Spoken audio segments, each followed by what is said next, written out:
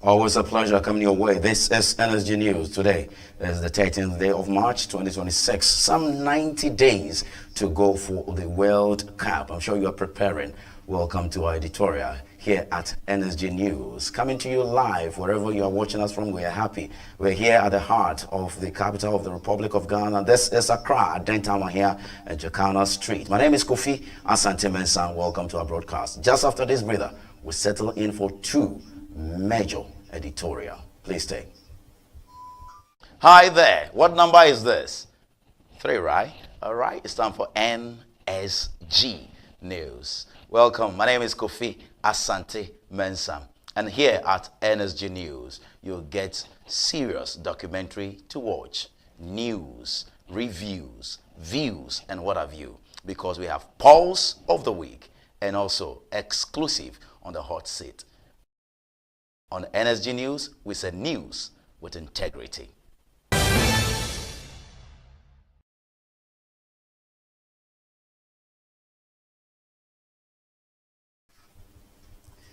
Always a pleasure to have you. Thank you very much. And this is NSG News. Please go on our many social media platforms and like our page. We'll be happy to read comments from you. Please do share some few comments with us, and that you can see on your screen right now. Those are very many social media platforms on YouTube, on X, and also on Facebook, Instagram, and TikTok. I want to start with our first editorial for this afternoon. And time check is some 49 minutes past 1, some 11 minutes to the top of the hour 2 here at our studios. And we'll begin with something on security. We're talking about the recruitment of able men and women into the security service. It was spearheaded by the Ministry of Interior.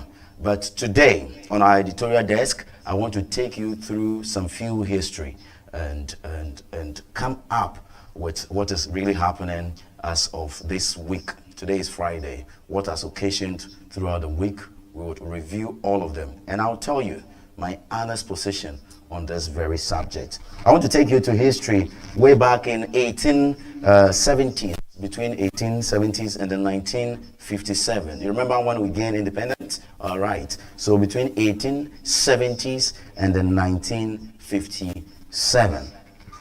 So colonial foundations, that's between 1870s and 1957. Ghana's security architecture generates or originates from the British colonial state, where security institutions were primarily designed to protect colonial administration rather than citizens. So basically, they were to protect colonial administrations. The key things and key development things we have to take note over here is Gold Coast Police Force, 1894, established to maintain colonial law and order. This is 1894. It was called Gold Coast Police Force. And I have some few videos I'll be showing you within that era of the Gold Coast Police Force.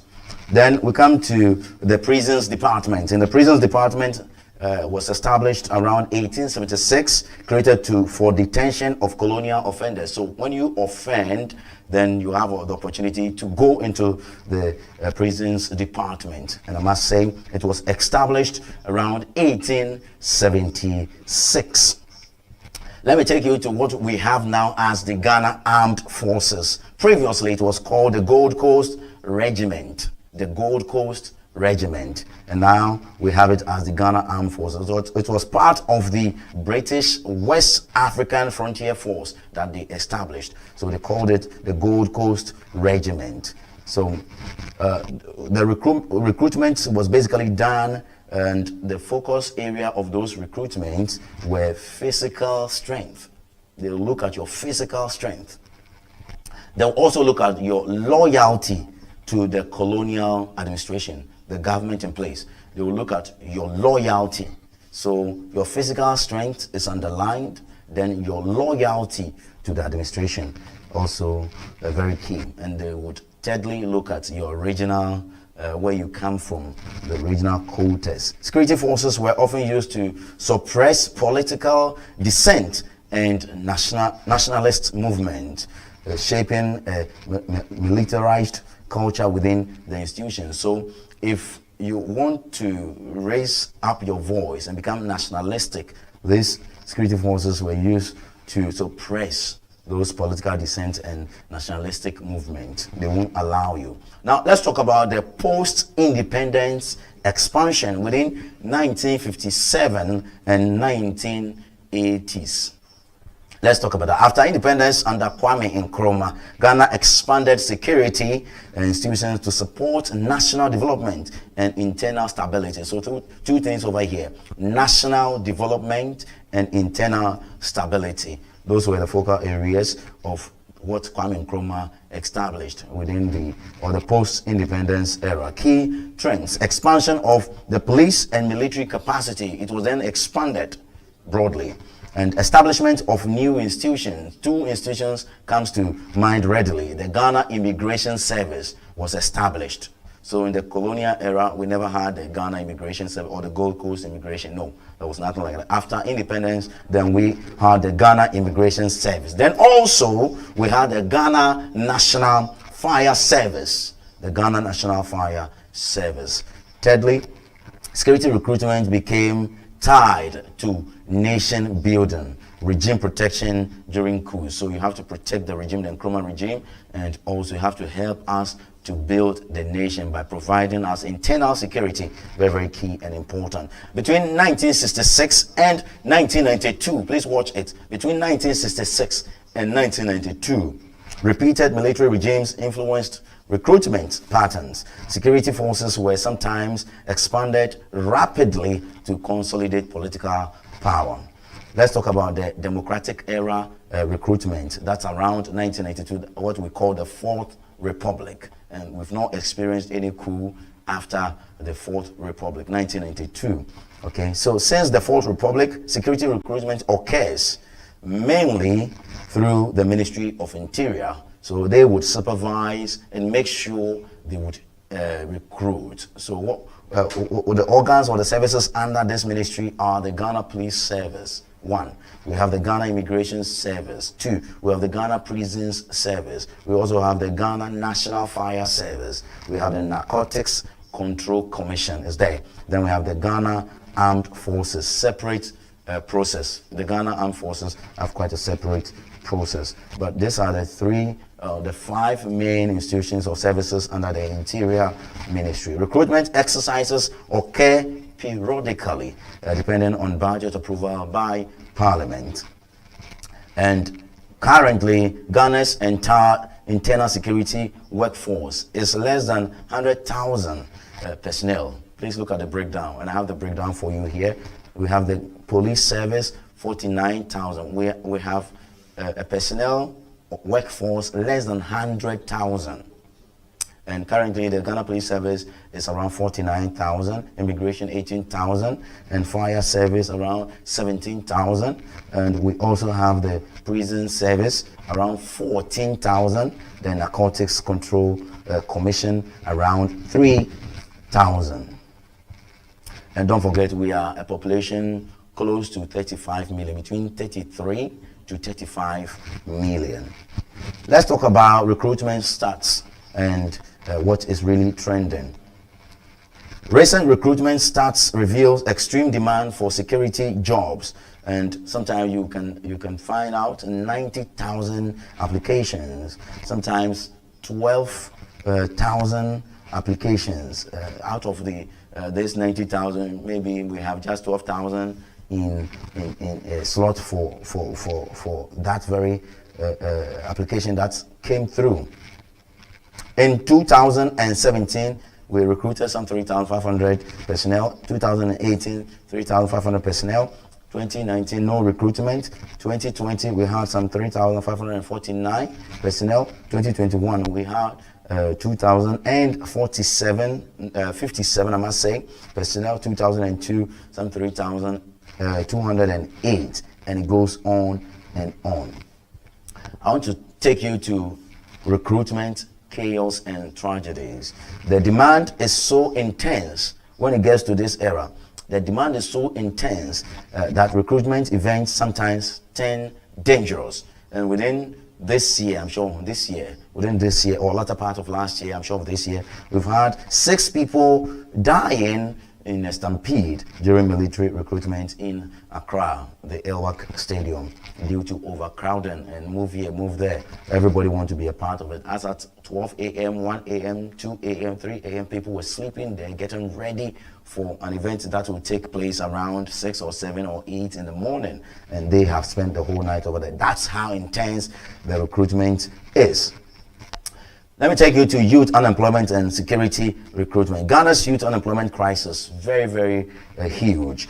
Estimates vary depending on methodology. Youth unemployment around 19.7% in academic estimates. Broader measures suggest nearly 39% youth unemployment. Why the youth prefer security jobs? These are the reasons. I think previously it was limited to 30 years, between 15 or 18 and 30. Now it's been open to 35. So between the ages of 18 and 35, these are the reasons why they love security job. One, stable monthly salary. They want stable monthly salary. It is not part of the ethics of the security personnel to be going on rampage if they have not received their salary, but I can assure you they receive them regularly. Yes, they do. Also, pension benefits. They have very good pension benefits. Maybe sometime I would go through with you. Housing allowance. Yes, there's also housing allowance. Job security. It's hardly for you to be sad unless malfeasance or corrupt practices, etc. So you have job security. And also social prestige. I'm a military man, I'm a soldier man, I'm a police officer. I'm fired. Social prestige, the prestige that governs around that very job. Opportunities for foreign peacekeeping missions. That is really their gold mine. Now, peacekeeping is not their gold mine. They tell us Galamsey looks like the new gold mine. Previously, if you want to be part of people who would go, or personnel who would go for peacekeeping, then you know when you are returning, you have a lot of money by way of dollars into your country or in your pockets. But now the dollars is meeting them here, right here in Ghana at Galamsey site. So it is true, you would have the opportunity to travel around and be part of peacekeeping missions. Okay, let me talk about the ills and in our recruitment structure or system. Despite the popularity of security jobs, the recruitment system suffers from serious systemic problems. And I'm not pointing hands at any government by way of the New Patriotic Party government or the National Democratic Congress government. Please listen clearly.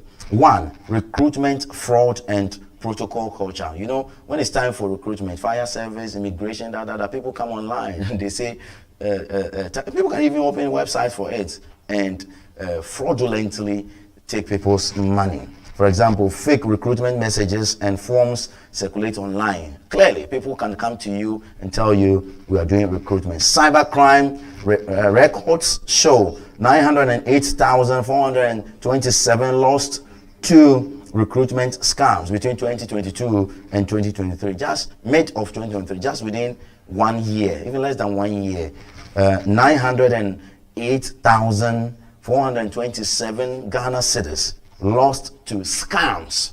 So people profiteer.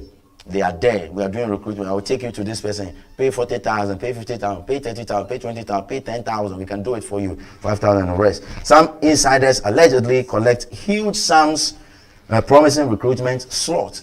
So I have protocol lists. I can put you in there. Give me some money. These are some of the ills in the society. One case involved an officer accused of collecting 1.6 million Ghana cedis from 197 applicants. 197 applicants. He was able to make some 1.6 million Ghana cedis for his pocket. Secondly, I want to talk about the political patronage. Recruitment is often criticized for protocol lists, and the politicians are there. Political party influence. We want jobs for our grassroots, our members.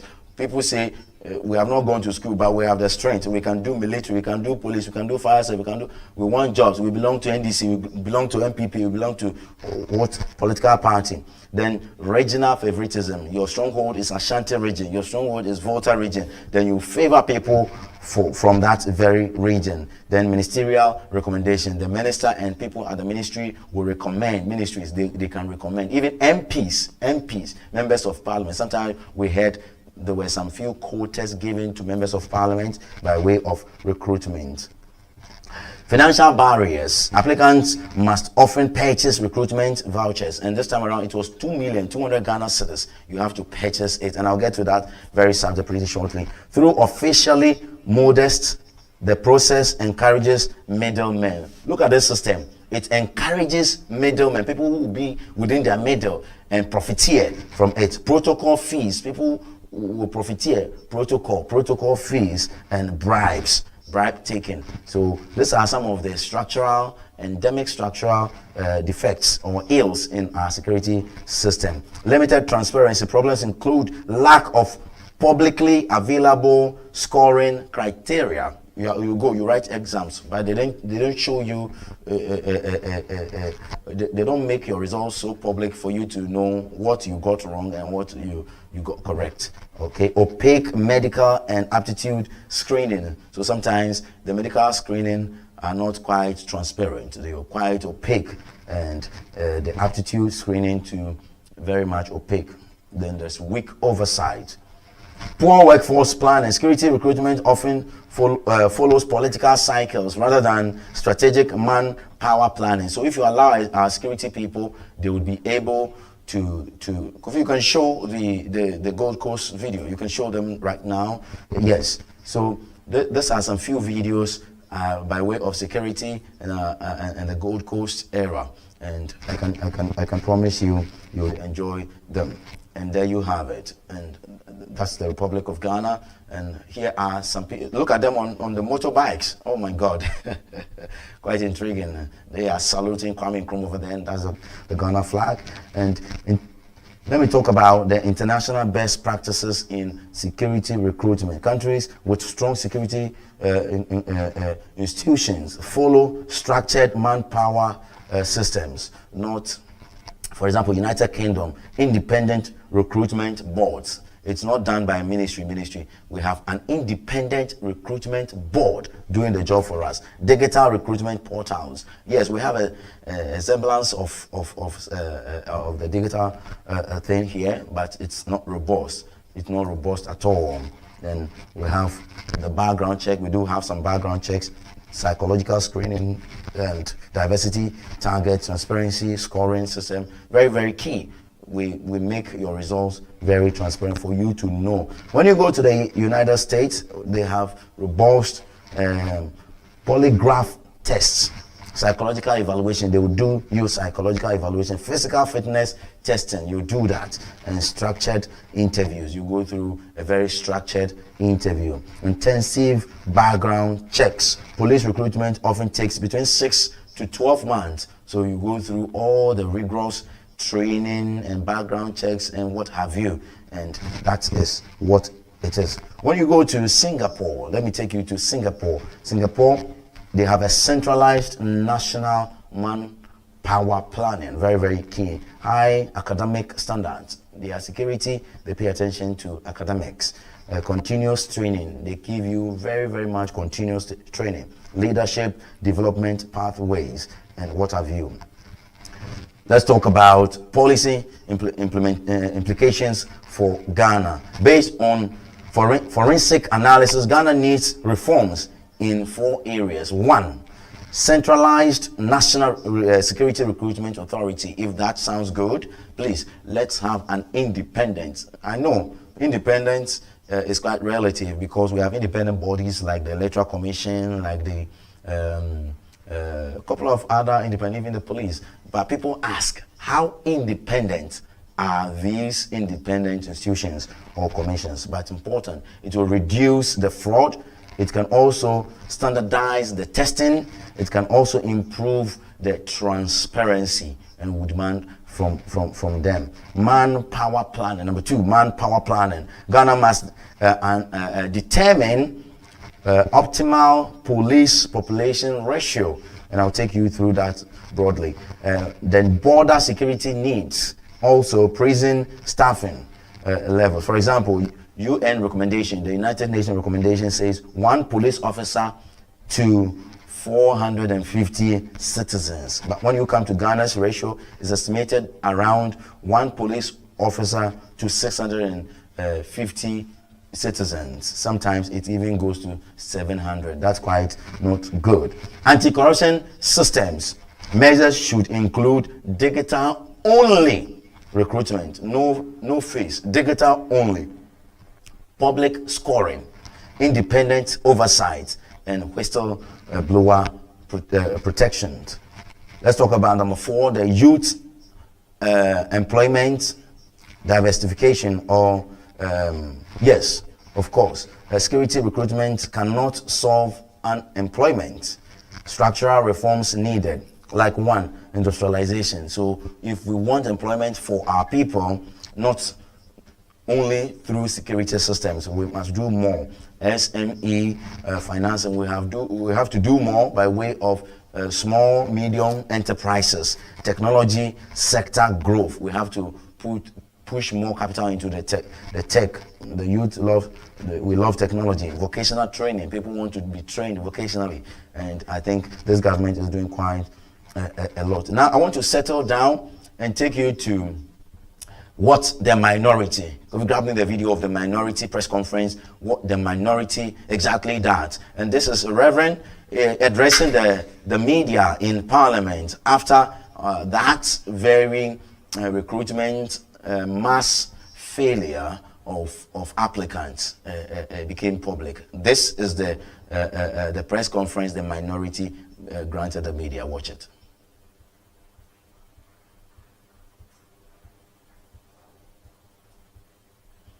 All right, so I'll be getting you that video pretty shortly. Please stay with me. It's ready now. Watch this. 500,000, 500,000 unemployed innocent Ghanaian youth. Having widely made recruitment into the security services a major NDC campaign promise in 2024, over 506,000 Ghanaian youth responded to the government's call in 2025 and applied to join various security services under the Ministry of Interior, namely Ghana Police Service, Ghana Immigration Service, Ghana National Fire Service, and the Ghana Prison Service. These young men and women, full of hope and patriotism, were made to believe that they were being offered genuine opportunity to serve their country and secure a dignified livelihood.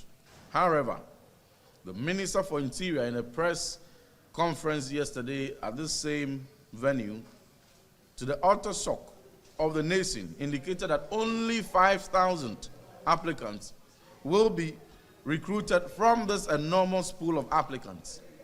This revelation has left hundreds of thousands of hopeful applicants devastated, disillusioned, and feeling exploited. The fundamental question that must be asked is this: if the government intended to recruit only 5,000 personnel, as the Minister for Interior disclosed yesterday, why should the government go ahead to overpromise and lure over 506,000 unsuspecting young people to go through this costly and emotionally exhausting process? It is most unconscionable. Even more misleading and exploitative is the decision by this government, politically motivated decision, to increase recruitment age limits from 25 to 35 years. So as they were expanding the age limit from 25 in the previous status quo to 35, the signal to the whole Ghana is that now there's more space. So even additional 10-year older people can apply. This policy shift trapped even more unemployed youth to apply. This government significantly expanded the applicant pool and heightened expectations among thousands of desperate but qualified young people seeking employment. Such a decision, ladies and gentlemen, was reckless, misguided, and intended to create the false impression of sufficient financial clearance to accommodate more applicants. We reiterate the cogent calls earlier made by the minority leader of the Minority Caucus, Honorable Osahin Alexander Kwamina Afenyomakin, and further call for the following urgent actions. Number one, and first, there must be an independent bipartisan probe into the entire centralized recruitment process for immediate and appropriate review before we continue. And number two, very, very importantly, responding to the plight of the 500,000 potential recruits who have been scammed, we demand the government must refund the application fees of 220 cedis per application form to all applicants who were disqualified through knocked out technology constraints, who were disqualified not because they did not qualify, but because of the problematic nature of the aptitude tests by the questionable recruitment process. They must all be restored to every amount they lost. And here, to put it in perspective, most of the applicants will tell you that they bought 2, 3, some even 4 forms to all the security agencies. So for the person who bought 3 forms to Ghana Police Service, to Immigration, and to Ghana Fire Service, such a person has lost 660 cedis, not to talk of the cost of traveling to recruitment centers.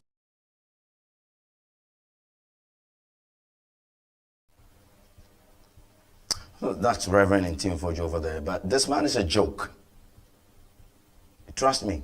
You've been in Parliament for a while, and you know how the 8 years of Nana Addo Dankwa Akufo-Addo's government, how you did recruitment. Did you, Reverend Ntim Fojo in the MPP, did you refund the applications the youth of this republic made, of which they did not qualify or they failed to qualify? Did you refund them their monies within the 8 years? Did you refund it? When we make a visa request or visa application to any embassy, all right, and we go for interview and we fail, do they refund it for us? Go to American embassy, do interview. When you fail, but you have applied for it, do they refund it for you? They expatriate the money outside. I'm not defending the fact that, for me, my position is there should be no application fee. Yes. But the point is, anyone who seeks equity, you must come with clean hands. You, Reverend Ntim Fojo, and your MPP, your hands are dirty. You have no moral right. I'm telling you, to critique what's happening. You see, we'll have time to look at the MPP in opposition for the past 14 months. Yes, from January 7 to March, for the past 14 months, and look at your performance if you have not failed this country. Yes, as we analyze the performance of government, we'll look at the performance of opposition parties like you, the MPP. It's not because you have media men in parliament so you can, at any time, you can call them and make some claims. Did you refund those who apply between 2016 and 2024? Those you failed, those who couldn't pass for recruitment in fire service, immigration, police, and prison service. Did you refund? You didn't. So shut up. I want to get to the minister, Muntaka Mubarak, what he said before he got the response from the opposition, Reverend Ntim Fojo. I want to play for you, and I have good criticisms of that. Please watch this. And IMF program, and knowing also the economic challenges that we inherited, and being the first recruitment that we'll be doing, the economy can only bring in 2,500 more police officers. 2,500. I mean, other ranks, and then 500 cadets. So when you put that, that's just about 3,000. Meanwhile, we have 130,000 that are opting to join the police. With the Ghana Immigration Service, by the time we closed the portal to our utmost shock, there were more applicants to the Ghana Immigration Service than even the Ghana Police. The total of over 180,000 young men wanted to join the Ghana Immigration Service. But the interesting thing is that today, the Ghana Immigration Service, the strength from the Comptroller General to the last officer at immigration stands as 18,300, less than 20,000.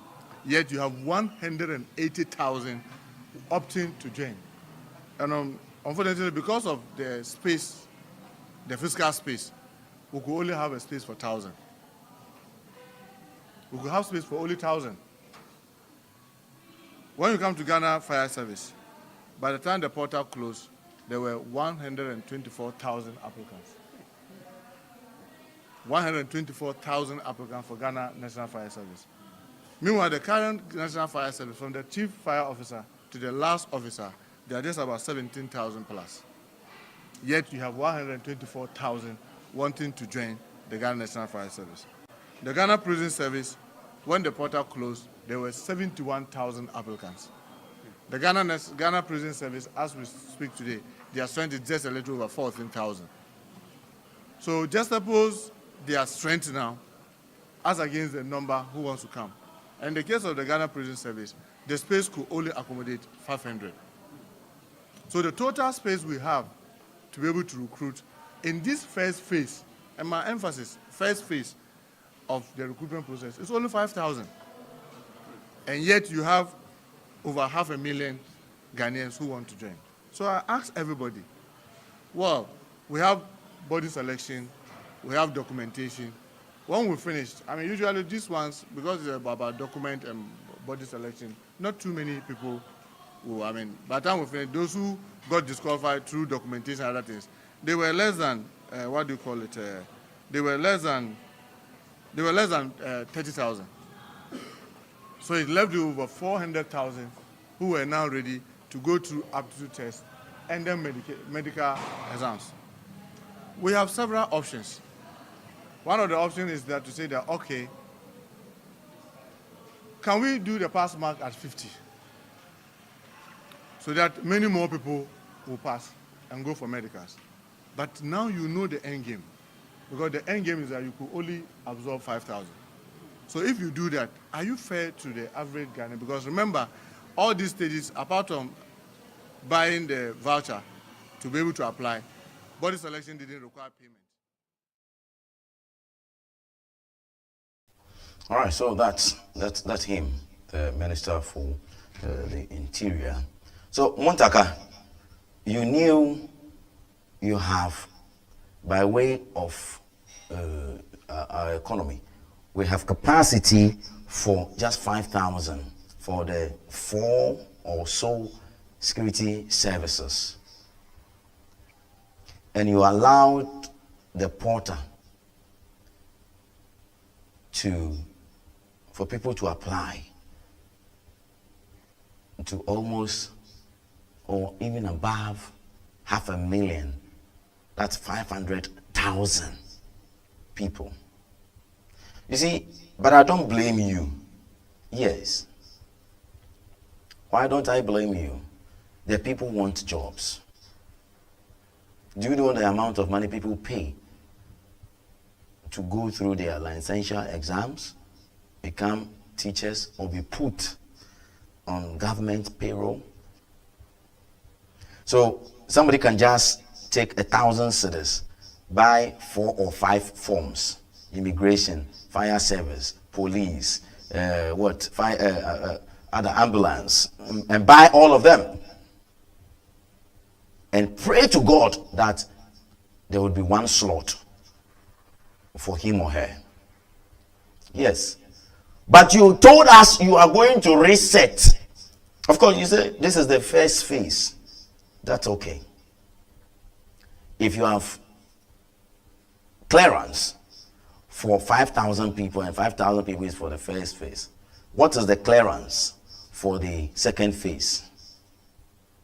Are you also going to sell forms for the second phase?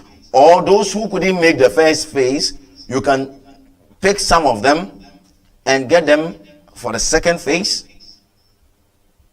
or that one too, you open up for a new application so that we'll have 500,000 people apply.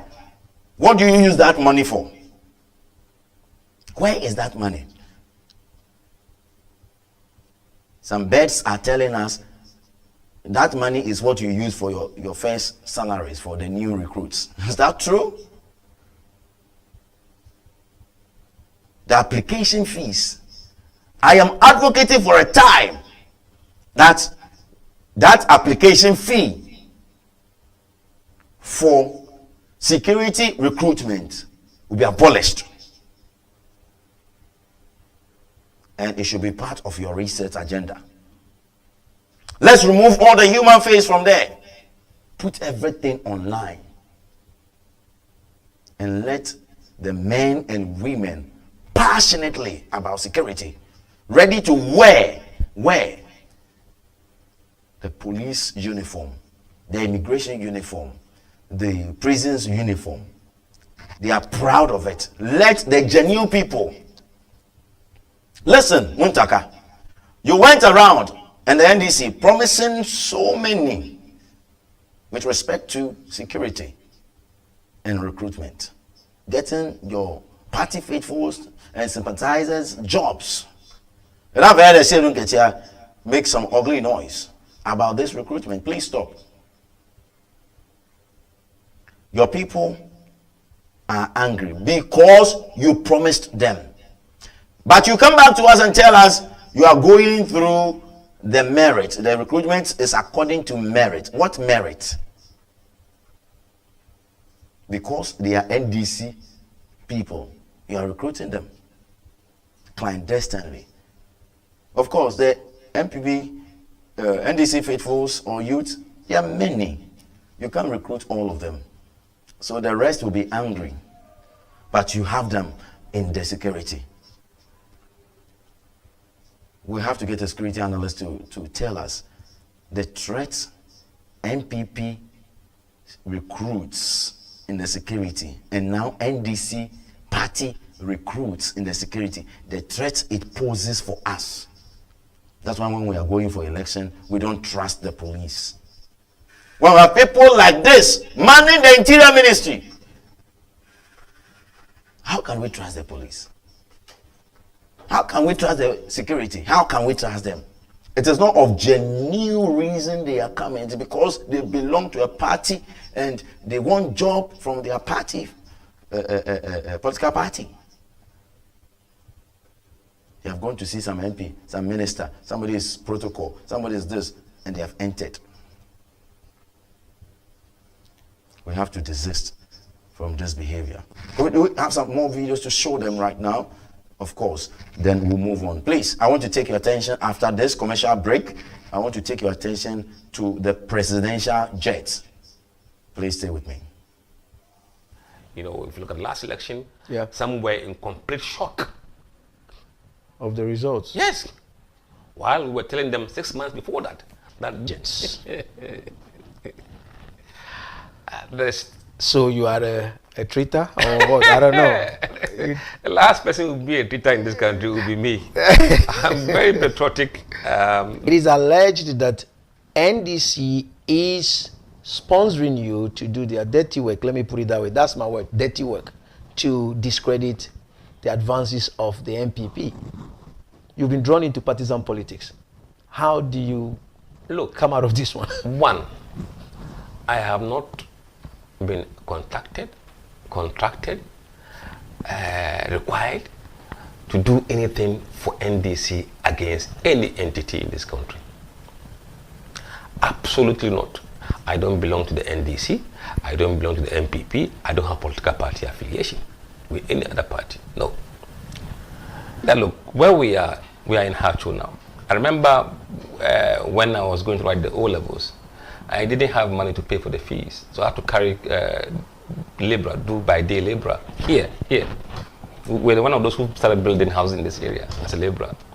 You have to even go and carry the cement from afar because there were no buildings to store them in. This would be the shock. We were branded as mad people. But the numbers we were banding around was in excess of a 2.something million gap. we have to realize that the country Ghana has changed profoundly, even from 2016 levels. I think it was, I mean, it wasn't Ghana government funded. No, it wasn't Ghana government funded. No, on your own, you struggle, and then you go to Denmark. I remember when I arrived in Frankfurt on my way to Denmark, I had only $500 in my pocket, and that was to pay for your accommodation, pay for your feeding, pay for everything.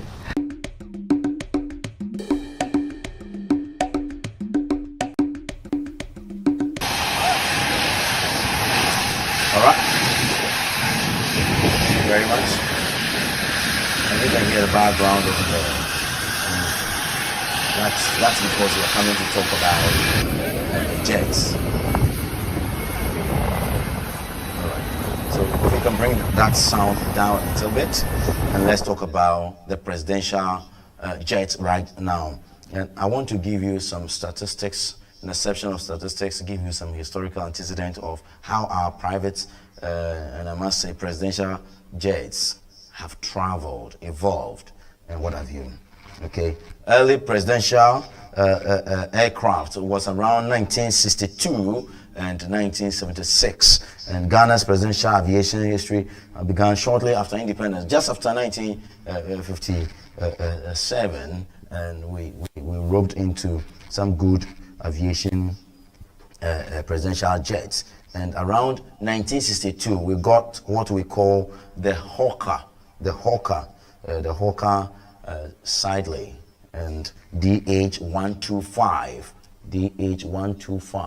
Great. It was acquired by Dr. Kwame Nkrumah, used for diplomatic trips during the early Cold War era.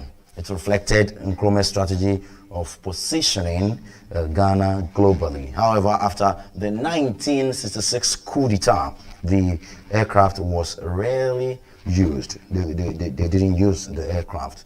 And then we got into the military era. The military era, 1976.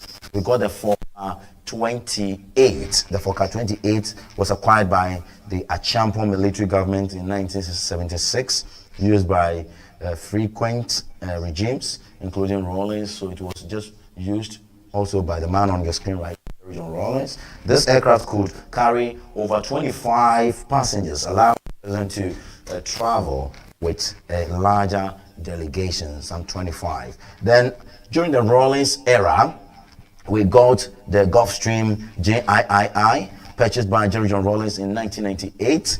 And when President Kufuor took office in 2001, he initially refused to use the aircraft, opting for commercial flight to signal physical discipline.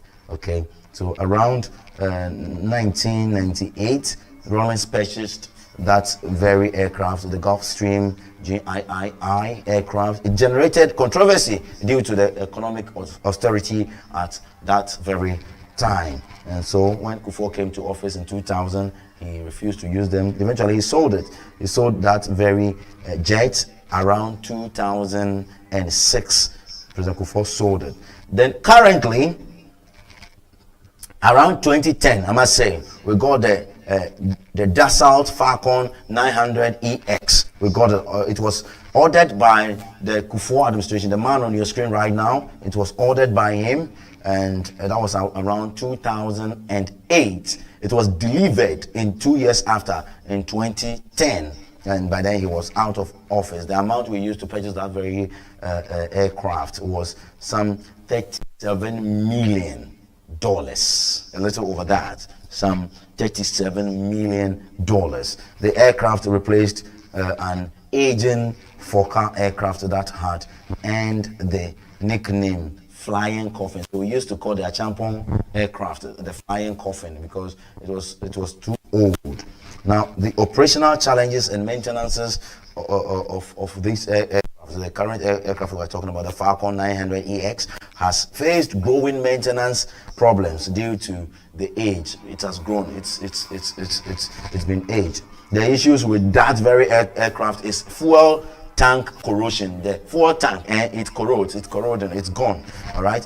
Engine defect. We have serious engine defects in that very aircraft. We have frequent foreign maintenance. We travel with it and we go and dump it at, say, China or India or wherever for it to be maintained. In 2025, just last year, the aircraft was grounded in France for major repairs after critical faults were discovered. So we dumped the aircraft at France and we asked them to repair it for us.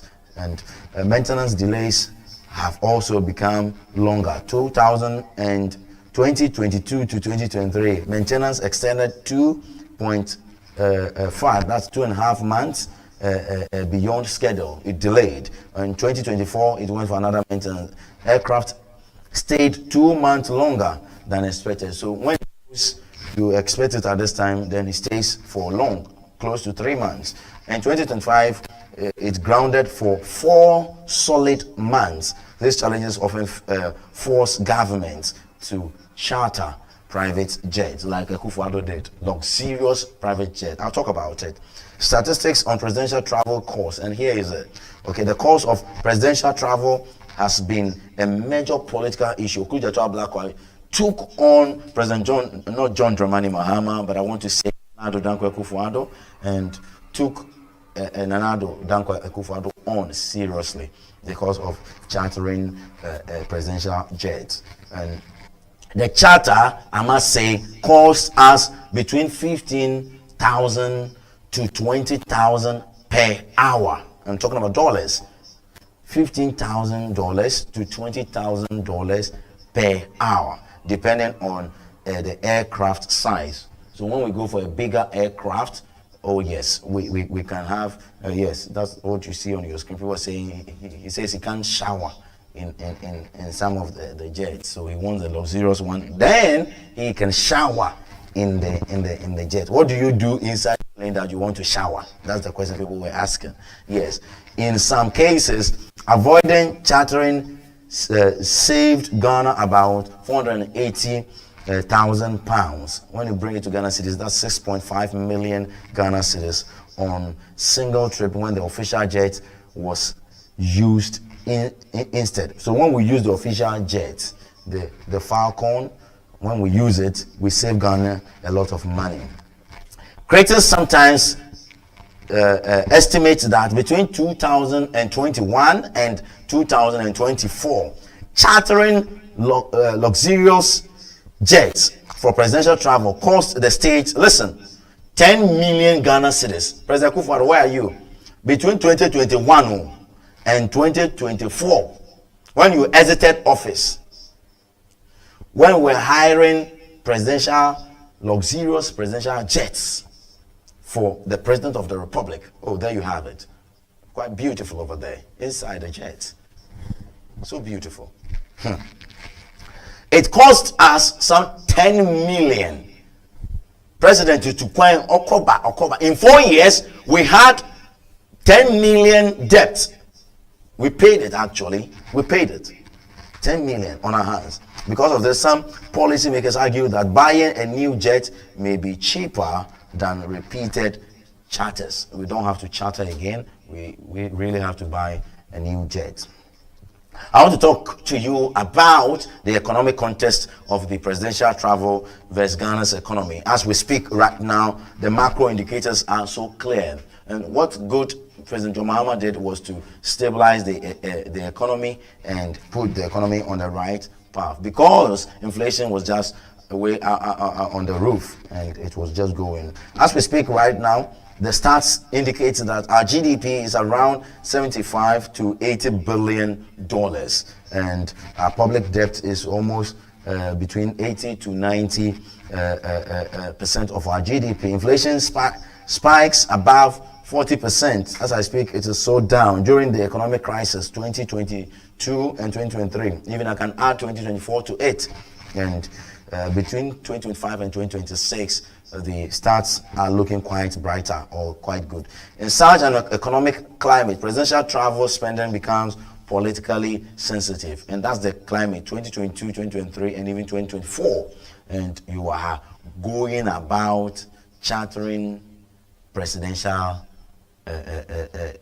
luxurious presidential jets.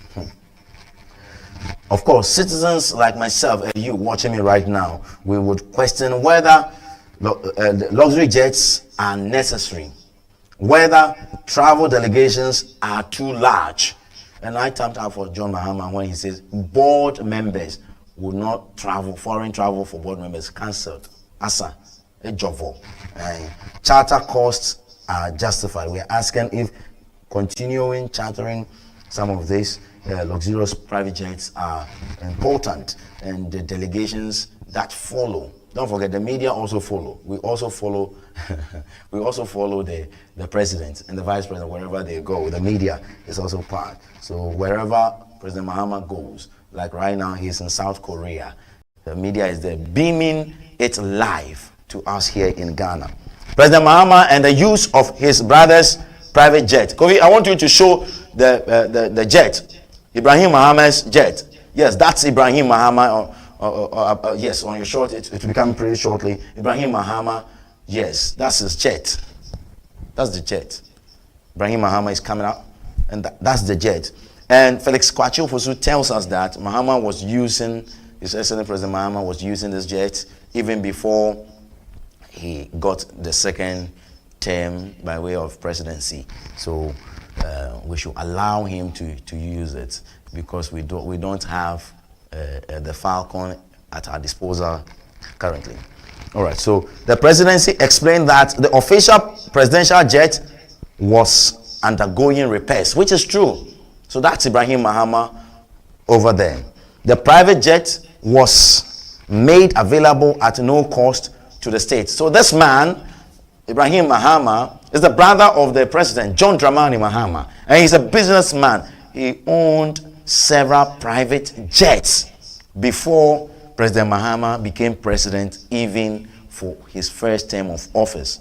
So that one, we can't take it away from Ibrahim Mahama. He's a businessman, and that's him on your screen right there. He's a businessman working, yes, and that's his jet, working to build up his capabilities by way of business.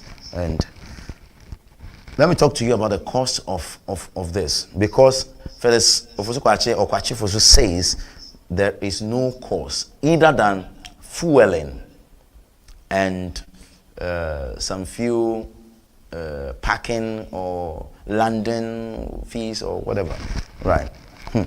Of course, it is cost savings to the state. If the jet is truly provided free of charge, the state avoids charter costs. Very key. And I told you over there, per hour, what Ghana would pay between 15 and 20,000 US dollars per hour, depending on the jet, the type of jet you would go and charter. Maintenance charges. Maintenance is also on this man, the president's brother's brother, and there you have him on the screen right now. He is the man taking care of that maintenance. Leasing fees also on him. This could save millions of dollars annually for the country. But I must say, Felix is indicating that it's just for a short period of time. Then we would have the Falcon back on stream. Private jets can offer longer range, larger passenger capacity. I'm talking about operational flexibility of what we are talking about. Fewer refueling stops. The Falcon 900EX often requires refueling during long trips due to limited capacity. So this one, refueling it, you will not refuel it regular like the Falcon. Immediate availability, of course.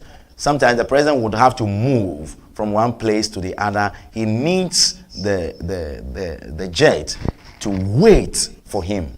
Okay, so if you have gone to charter this jet, all of this waiting period and the time it will spend would all be calculated, and Ghana will be at the wrong side by paying more. So immediate availability during maintenance downtime of the official aircraft. The state still requires diplomatic mobility. We have to go in style, like presidents. We have to go in style. Emergency travel capability. When they call us that there is this emergency, President Mahama, you have to fly to this place. You can't say my aircraft, presidential aircraft is at France, so they are now repairing it, and therefore I can't come. It reduces bureaucracy. It reduces bureaucracy. So using a privately owned jets may reduce procurement delays, of course, avoid charter negotiations, etc. But the unfortunate and the demerits about this is that it is raising conflict of interest. Your brother, you are the same person who have signed code of ethics for your servants or your ministers, all right? You are the same person using your brother's jets. Some people are talking about conflict of interest. Okay, the bigger concern is perception of nepotism. If you know nepotism, perception of nepotism, and that perception you can't rule it away from our mind, because Felix Kwachofosu has come to explain. No, you can't rule it from our mind. It is perception. We are perceiving that this is what is happening. All right. So conflict of interest when the president uses a jet owned by a close relative, the questions arise about preferential treatment in government contracts, all right, and state business influence. Okay, so when Ibrahim Mahama, the president's brother, is knocking for some business, the influence is here, because even the president uses his private jet. That's quite intriguing. Even the president uses his private jet. Who are you to stop him? So that's the perception we are talking about, the perception of the conflict of interest, the nepotism perception, okay? Even if no wrongdoing occurs, public perception matters. You might not be doing anything bad. You might be doing this out of your philanthropic heart, and to be doing this, even your brother was in opposition. We do not know what he promised you in opposition. We don't have the benefit of that. Whether he promised you something, help me with your private jet, let me go and travel around, when by the grace of God I get power, this is what I'll do for you. All right? And therefore we don't have. So the public perception is there, and it still be there. National security risk. Presidential transport normally follows strict protocols. You don't leave presidential. These are the disadvantages I'm talking about. So the conflict of interest is one, and the second point I'm making to you this afternoon is that the national security risk. All right, presidential transport normally follows strict protocol. There are strict protocols: aircraft security clearance, there's intelligence screening, communication systems, defensive capabilities. Private aircraft may not fully meet these standards. I pray that this very jet by Ibrahim Mahama meets this very standards. Accountability and transparency. Who covers fuel? Now we've had clarity. We've had clarity on the fuel thing, more because Felix Kwachofosu, government communication and minister in charge of government communication, he has come out clearly to indicate to us that the state is taking care for the fuel, only fuel. Who covers crew cost? Of course, I think it will be the president, but Felix wasn't clear with that. Who insures the flight? Who insures? In case of incasity, in case of anything, who insures the flight? Ibrahim Mahama or the state?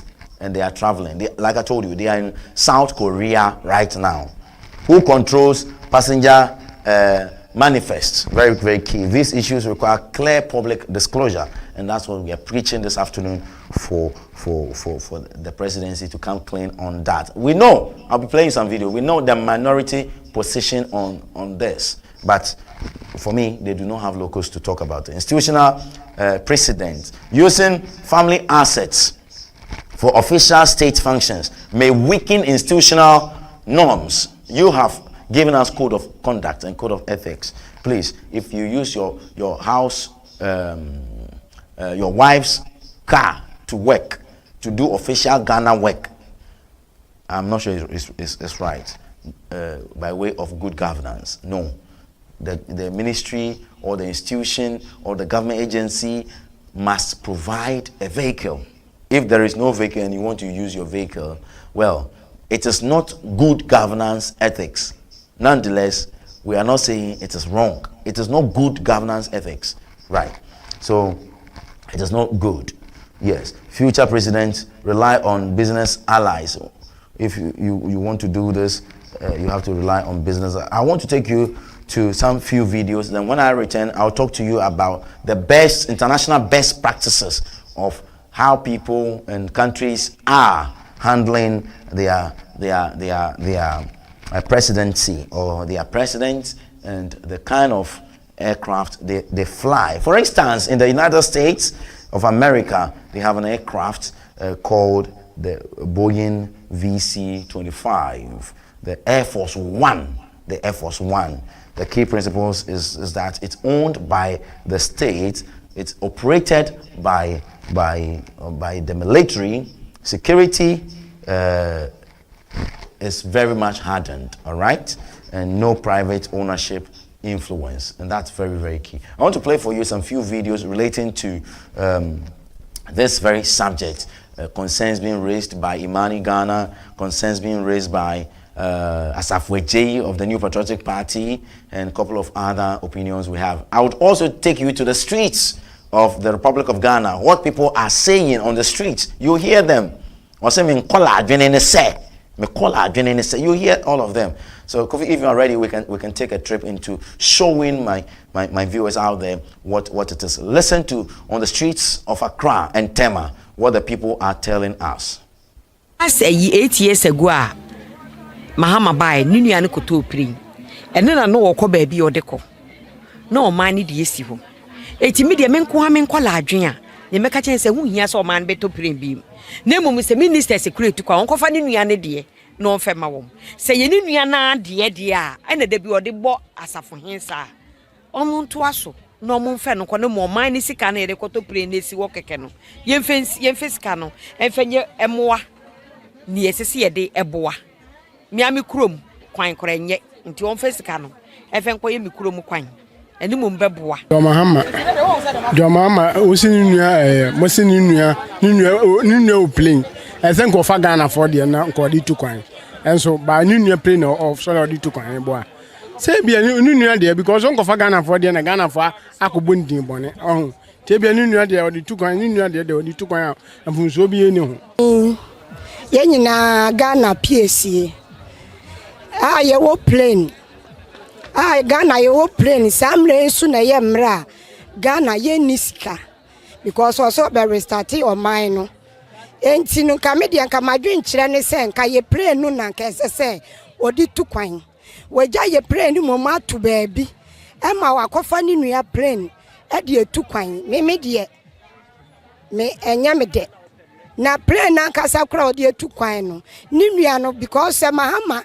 Emba power ninuano on top plane 2012 Emra President Mahama Tisono ninuani top plane Emma obeko position no 8 years ebetwa ye munyina want to me on top plane 2026 eso ne bra bae no wasa top plane enti no no de ono adwuma na oye no otwan se ne bra beba power ansa na watumi ato plane ansa na odi aye adwuma enti plane a wato no mi hu ni se ono akasa ni plane ana wo plane ana me fa government one dey akona be boka de ifa me nuan de na me de kwa se e normal boni bi anim sa ntene de mfi se e ma isika se nkura so te kakra wo do ko du fu na eko ana mwa eko na ko sanso abeto foforo na de aba na se nuan we bi no so be boa me na se Ghana de nsi won na fa ntwen ko foforo a se normal mfi se ntene boni bi ani ho aga o e brother nini no ne brother nini ne kule e brother e yusu ni ewo ni le e ke brother ni je government ni alo je mani ne ke mfa gbeke ego eyinwa eyinfe ni e ba o Ghana ni ne ba fuel ke tele apeshe lenche mami ko be papa ko mi eni newu no eyinwa tino enti se wan for o mani play no nko no enti se ba se ministers bi so tu kwan no mu hia player e de no mu mfe nko Ninu na antwe no mede beko ministers tu kwan ya me church member wonu ya ni play na no beko na say hu ya say o man beto play fi sɛ esisi hɔ a yɛmfa ntu kwan ɔman no nso yɛhia sika ne yɛbɛte sika no akɔtɔ plane no si hɔ na ɔmampani tu kwan no si hɔ na ɔkɔfa ne nua adeɛ no ɛna sɛ ho hia sɛ yɛbɛbɔ ka ne atɔ plane.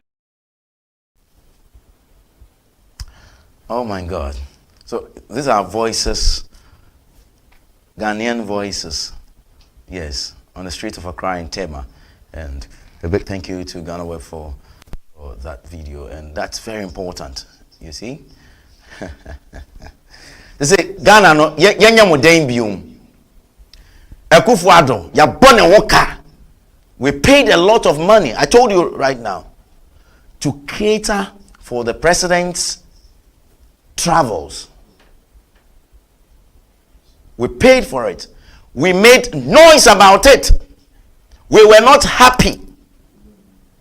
The president, former president, His Excellency Nana Addo Dankwa Akufo-Addo, Williams Akaho, he's chopping our money through presidential travels, making a lot of money from it, chartering luxurious presidential jets.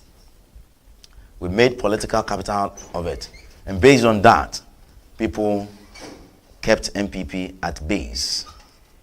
Listen, John Mahama has come, and he's saying, I'm saving the country. I'm saving the country.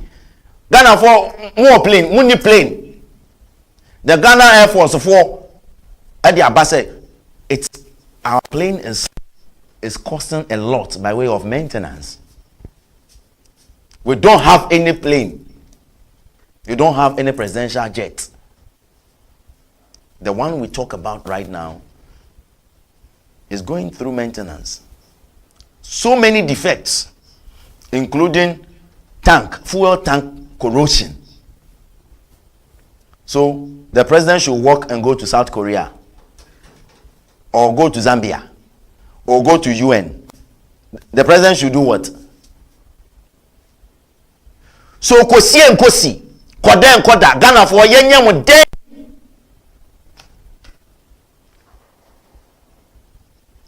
His brother, when he was in opposition, gave the jet. He's using it. But if what the woman talks about is true, I don't have any evidence to that. That Ibrahim Mahama only buys jets when President Mahama is in office. We have to scrutinize it. Yes.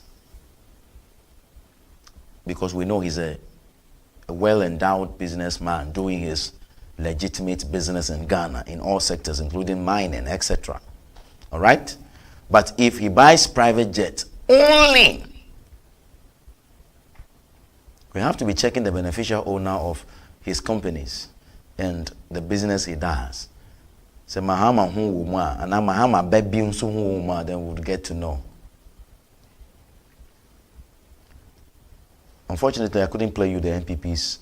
But Kofi, you can. Okay, well, you can show it. You can show it. But the fact is, they are calling for probe. But I'm saying, you don't have any locals. Yes, it is good. And if this very parliament, the 9th parliament, could probe it, that's fine. But the man who is saving Ghana money, I have heard what Franklin Kujo is talking about. If he has the evidence that out of what Ibrahim Mahama is doing for President Mahama is giving him some benefits, let Franklin Kujo come out. If you do not have any evidence, Franklin Kujo, shut up. And the NPP, if you don't have any clear evidence, please close your mouth. Because it is perceived that one is full of wisdom when you close your mouth. When you speak, we know you have no wisdom, you have no sense. Yes. So it's better you close your mouth. The game of evidence is at play. Do you have evidence? Don't be perception as. It is perceived that you are a think tank.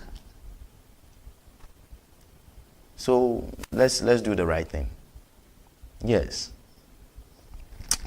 on that note, that will be the wrap for our show today. But it's about time we say a big happy birthday to a very beautiful lady and a dear friend, Sir Eugene, and indicated we should say a very big happy birthday to this very lady. I'll be showing you a picture pretty shortly, and this is her name. Yes, I've got it here. Kofi, I've got it here. All right, so obviously that's her in your shot right now. Happy birthday to you, and that is Sandra Adubia Ekufo. Sandra Adubia Ekufo. Yes, enjoy your day. It's your birthday. Enjoy it so much, and enjoy it. Sandra Adubia Ekufo inside Medina, and she is a national service personnel at UPSA and a dedicated philanthropist, and leading the Caris chapter of the Streams of Living Water Foundation. Good afternoon to all members of the Stream of Living Water Foundation. Keep up the good work. And I must say, they just finished and wrapped up its 4 Saturdays of Impact campaign, which touched some hospitals, some orphanages, and correctional facilities, addressing health care gaps and social issues in this country. And we want to say a big happy birthday to the lady behind me right now. Kofi, you can put it on the screen right now. And her name is Sandra Adubia Ekufo. Happy birthday. God bless you and enrich your cause and live to become a first lady or a president wife. All right? Probably not in Ghana. Yes, not in Ghana. That's nice. So Sir Eugene says he's taking you to Pizza Man on Saturday. Saturday is just tomorrow. So Sir Eugene, kudos to you, and please take her out on behalf of the Streams of Living Water Foundation and the Caris chapter. Thank you very much. And that's our show for today. My name is Kofi Asante Mensah, and this is NSG News. We've been live on YouTube and all our social media platforms. Thank you very much for watching. We'll be back again. Please stay with us. Thank you. Kofi Asante Mensah saying tatai to you.